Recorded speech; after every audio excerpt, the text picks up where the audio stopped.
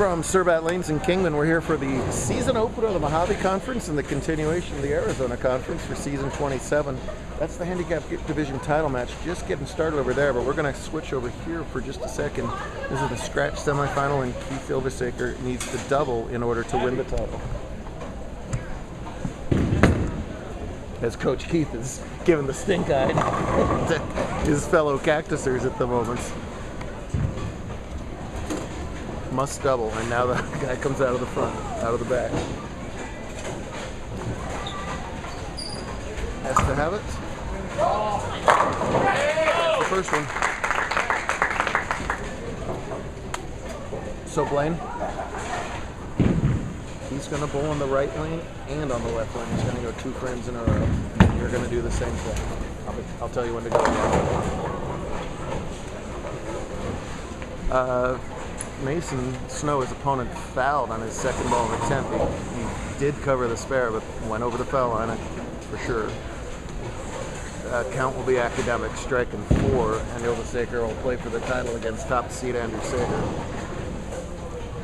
Anything less than a strike here, and Snow will advance to his first career scratch title match. Oh, it's way left, but comes way!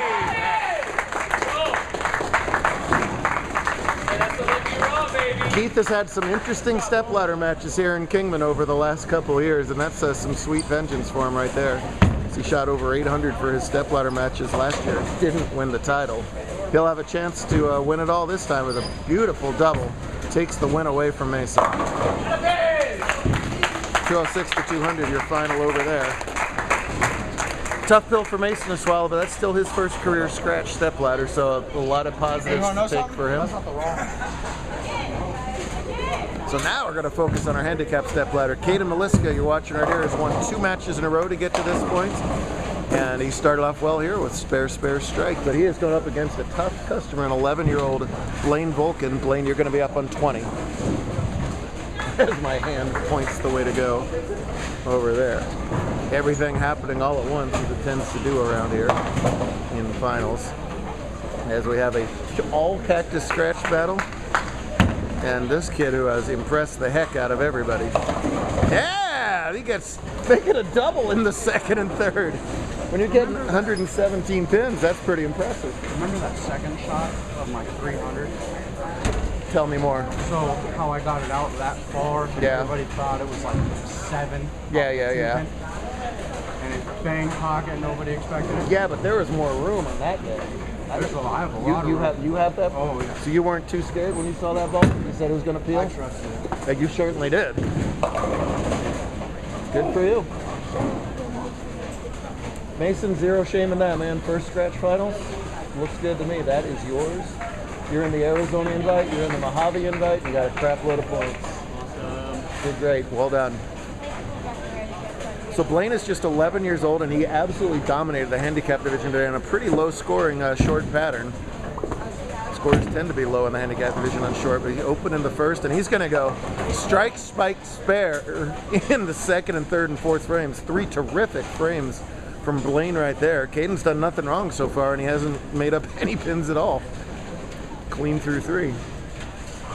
Been a while for the top 4 for Caden. He said he's just happy to get this far, but I think that's baloney. He wants to still win this tournament. He's got wins over Araceli Hunt in the semifinal and the Ethan Roxborough in the first round. Ethan had to get by RJ Poynton in a tiebreaker just to get into the top 4.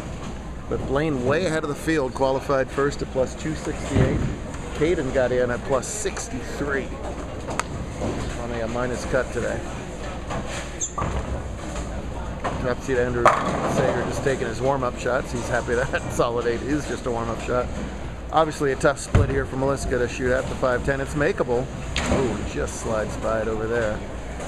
So he falls behind scratch in the match, and he's got to make up a lot, 92 pins. You can't be thinking about, though, we've had plenty of these matches over the years with a very high handicap against a very low handicap, and you can't do anything about what your opponent bowls anyway. Blaine came in with kind of a terrified look on his face. We told him that the bigger kids are more afraid of their handicap than you are of their size, and it certainly played out today. Caden misses the left there. The ball just kind of rolls out on him and leaves a 5-pin. I don't see any hands raised. Not a lot of people left today. We've had big crowds at tournaments lately, but just this guy is the last guy left. There we go.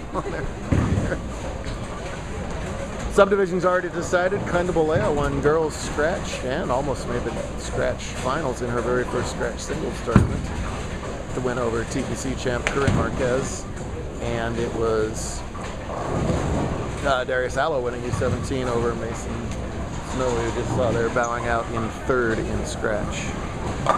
A lot of friction on the lanes right now, as you can see, as Anders shaking his head right there. If you miss left, that ball has no chance.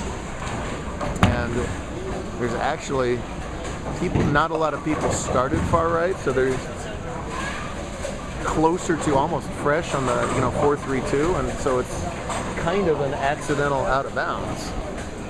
So you miss right, there's a little way right, there's a little bit of hang, at least on the right side. You miss left, and the ball is going to hit the 7-pin right now. See, all of Andrew's practice balls have just been runaway Brooklyns. However, Vauclain throws that straight ball. He's far less affected by conditions. In fact, I don't think the pattern matters at all when you throw it dead straight like that. So, big advantage for him. We're going to re-rate the living heck out of him overnight. He bowled the 3 highest games of his entire life during this tournament. So, of course, you're leading a handicap tournament when that happens. Blue arrow, green arrow, blue arrow, just like that. And then other blue arrow.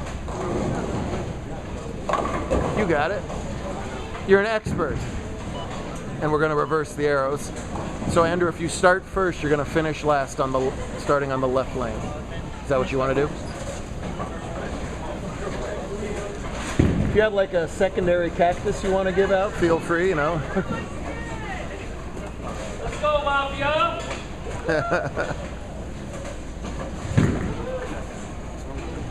Sorry, what? Oh, I see that. Shoot. I don't know why that happened.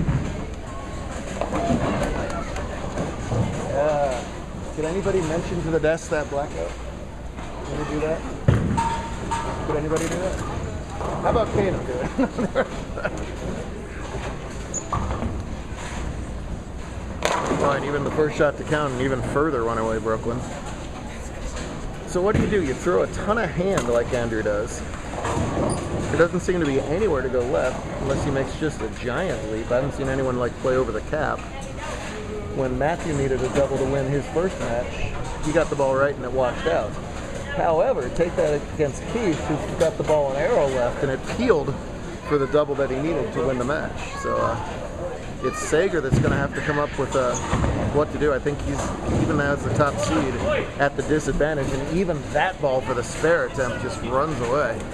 So he's got to think about what on earth he's got to do. Qualified first today at just plus 99. That's a very low total to be the #1 seed. Sometimes you miss the cut and scratch at plus 99. Today that was enough to lead. Keith is going to come into this with a mountain of confidence after getting the double to eliminate Mason.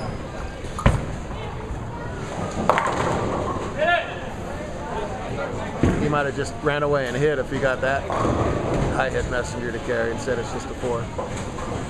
Keith is known as Coach Keith around the Cactus Mafias. He helps the littler kids at the wonderful program that they've developed at Cactus Bowl. And he also can do a righty hook, the spare, which I'm stunned that he does because the right side is so chopped up right now. I wouldn't think you would want to fiddle around with that no matter what. See, these two guys, good buddies. Tough when you're friends off the lanes to put that aside as soon as you step on the approach.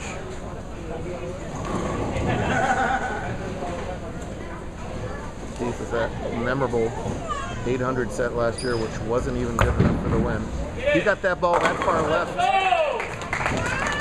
on the second shot in the 10th that needed to win on the other lane. So he's got that look on both lanes where he can trust the ball out to the left and it's not going to hyper react or even skid. I'm really curious to see what Andrew can do right here. Good bowler. I don't know him as well as some of the other scratch bowlers, as he just really started bowling this season. Bowled great at Desert Open, finished top 4.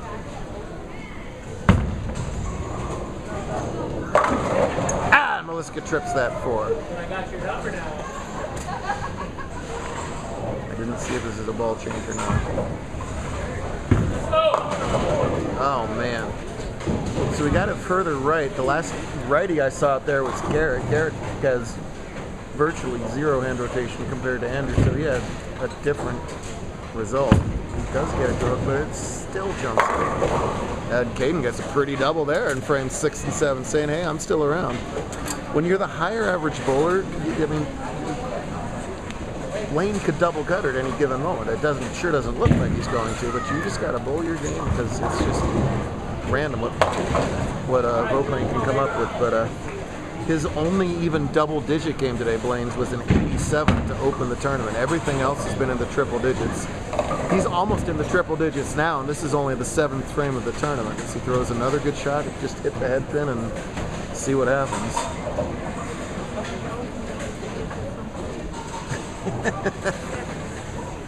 Brings a tear to Jairus' face. I was one of those people. Not too long ago. Yep, only like 1 year ago. Jairus won the Most Improved Award last season, for those of you wondering who that voice was. Not going to get the back pin out of that one. But one more, gets into 97 through 7. He's in good shape. His sister made the cut as well today. His sister was the cut. Serafini was at -8 next to last in, and his sister Haley was the cut at -40. So a huge gap between next to last and last. Great set of moves by Sager to come close last time and finally get into the pocket that time with a strike in the 3rd. It's like lane 20's on its last legs. He's got to get it through this match. Another good shot from Blaine. And they all go down. Look at that. For mere mortals, that's a pocket 7-10. For Blaine Vauclain, that is 10 that.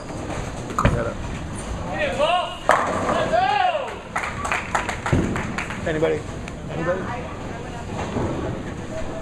You're in charge. You thought you weren't going to work until the raffles tomorrow? Nope. Yeah. You're in charge now. Blackouts on 20. Great turnout to open the season. Thank you so much to Debbie and the whole team here at Cerbat for hosting us. Great job as always. There's your 4th place finish, Matthew Garrett. He's still salty at Corinne for dropping a 260 on him in the semifinals. He'll sit over there and, whoops, he's trying to hold his plaque. There's brand new plaques that he brought up here. Thank you for that, Matthew. He's pretty intense when he's on the lanes. Andrew's his buddy, but you might hear some, well, that's way right. Oh, but far right enough. Well, his good shots are striking and his bad ones are striking anyway. Right side, Cole. You're a lefty, not a righty. Yeah, there's Melissa got to strike to stay alive. Oh man, pretty good shot F10. As the Mafia is starting to get loud over there. The fantastic Cactus program. He doesn't care. He'll yell in the middle of his approach. He's ready to get. Well, that wasn't Brooklyn. That was East Islip, Long Island. That was so far out right there. Nice spare at the 10. Let's see. Caden can still get 214. He's got to win by 92.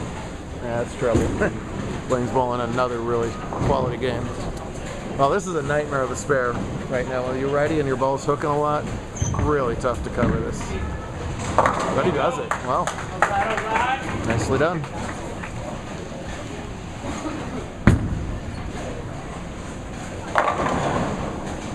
And that's not going to help matters. All of our finalists, of course, rocking that I Am bowling patch. Andrew decided to go shoulder for it. I Am really up their sponsorship of our tour this season. You get a share of $5,000. They're making the finals with at least the patch. Bigger share if you wear an I Am jersey. So if you listen to this, make sure you order them. And they're pretty snazzy. That left arm, Melissa rocking the I Am patch, but the right arm not able to get either of the 5-10s. It's just about over. Blaine's gonna finish this thing off. I didn't realize he was 11, by the way. If you asked me, I would have said like 8. He's so quiet. It's just hard to get a pulse on that. Keith, however, is 9.5. He'll be shaving for his 10th birthday. Right down the middle again. Boy, so often these lower average bowlers, you know, they're leading after 3 and 4, but they get tired. And he's continued to throw great shots the whole way. And speaking of great shots, 3 out of 4 beautiful strikes, and in the middle is a Brooklyn that carries. That is a bowler's dream. You can get something like that going. He is well on the way to a runaway here as well. See if Oakland can get another spare. I think he's got it. Oh, just shaves it off to the right. Doesn't matter, it's all over. 190 is Caden's max. Give Oakley that 92 pins that he's getting, and he is already at 217. So the 11-year-old is going to take it all the way. Now, can I get him to smile for the winning picture? I say no. I say no chance. You say yes. You are a gambler.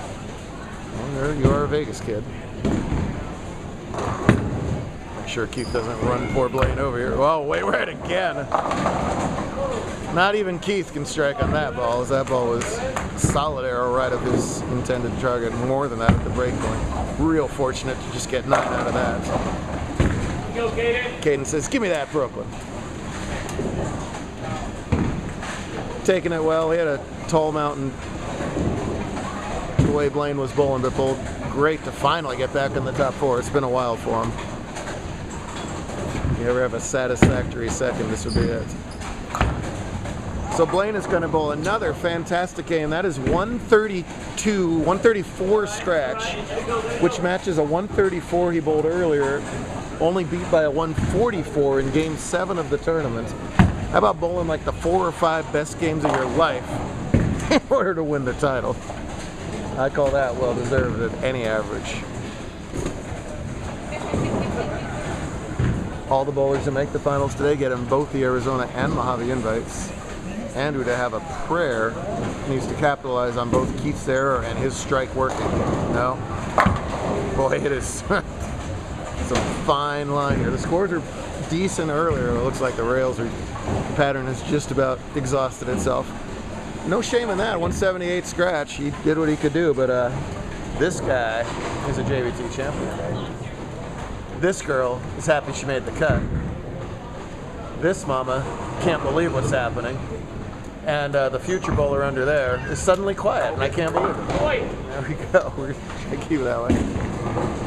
Yeah, just a difficult scenario here for Sager. Well, you start looking at what he can finish out with here, and that would be 202. Keith's still in the 2 teens, even with that error over there. So, but he's got to make a great guess and execute right now, as he doesn't look to have much of a look here at all right now.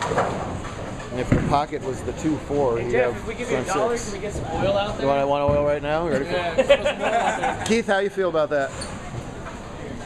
As long as it's not the 4th game, I'm fine. No, that was very generous of you. I was expecting a hell no right there. That's what I was expecting. It's all right, baby. Oh, what? We had a 6-frame handshake. I don't know.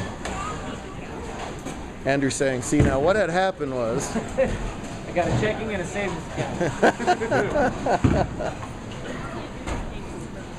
I say that scratch JBTs are as tough of regionals because the talent is close, but regionals don't bowl 12 games on a pattern before a rematch. Regionals don't have handicap bowlers crossing over the pattern all day long. So these guys have got to be just constantly making adjustment after adjustment after adjustment. And then, as you know, Andrew, you're leading pretty comfortably after 7. You hang on to the lead after 8. There's 2 more games of traffic on the pattern. Then you get out there, your practice balls hit the 4-pin in the face. The best righty out there right now is Keith throwing a spare ball at the 4-pin in the left-hand clusters. Actually, that was his first ball. No, I just mean a spare shot, not a strike ball. I got it, man. I got it. It's all right. Amazing. This is the head mafio. There we go. Godfather. The Godfather. Let's go, baby.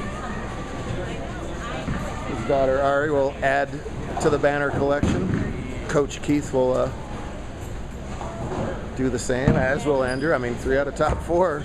Baby. Whoop. So Keith's got a little more of a look, but he shouldn't miss an arrow right 3 out of the last 4 times, which he has done.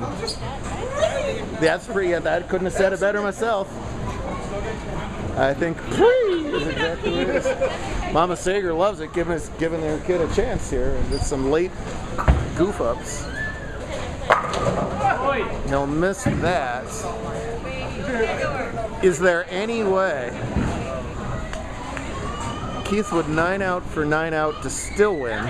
So if he could pull off something less than that somehow. Ow! Which still requires Andrew to miraculously find a line here and go back 5.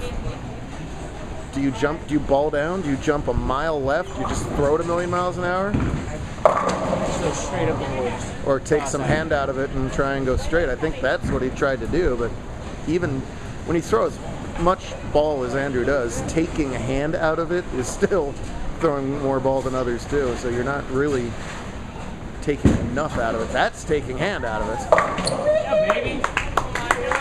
That's a spare! Hey, if you want, we can have Audie go ahead and fill the rest of the... Just like you. Just like you. I think you should sub in Blaine. Blaine and his Ask straight Keith what ball his record is against Audie. what kicked everybody else's butt today. 2 and 2? He's not good with that. Oh, wow. I still have to ask people what. That's closer. Hey! Welcome to the bowling alley! Just like you got to learn to grind through qualifying rounds, you got to learn to bowl in finals. He learned a lot at Desert Open. He's going to learn a lot more here, and hopefully we'll see him out in the winter circle. Get it, soon. ball! Boy, I think it's good for Keith that he got off to a really hot start in this match because his shot making quality went down. And if he had been pinched here at the end, that might have gotten weird. He is definitely not pinched at the moment, except for Don't scare me like that. except for hitting the rake and being DQ'd with the 9th frame lead. Can he just qualify? Absolutely. Touch the rake, you're out of here. I think I would try. Are you sure you You got to get those cameras like Cactus Hey, you have. touch the rake, you're walking home. Wow, attaboy. Winning with style. I was Literally. How many titles is that? Now you really are trying to give me a heart attack. handicap only scratch. That's your first scratch. Get out of here. I didn't realize that. I didn't realize that was his first scratch win right there. Call him the Alcaraz, call him the double leaper. So he had 220 going through 5, and he gutter 7s for the win. There we go, kids. Hey! It's because you played on the right side. Blaine, I think you could have beat these clowns over here right now. I think you might well have. He's like, what? Hey! Well, there'll be more days for Andrew, but finally, Keith Don't worry, gets we got a long pattern. the revenge of Cerbat. Tomorrow is 72 feet of oil. Everything will be fine. Wow. And we'll do it all over again then.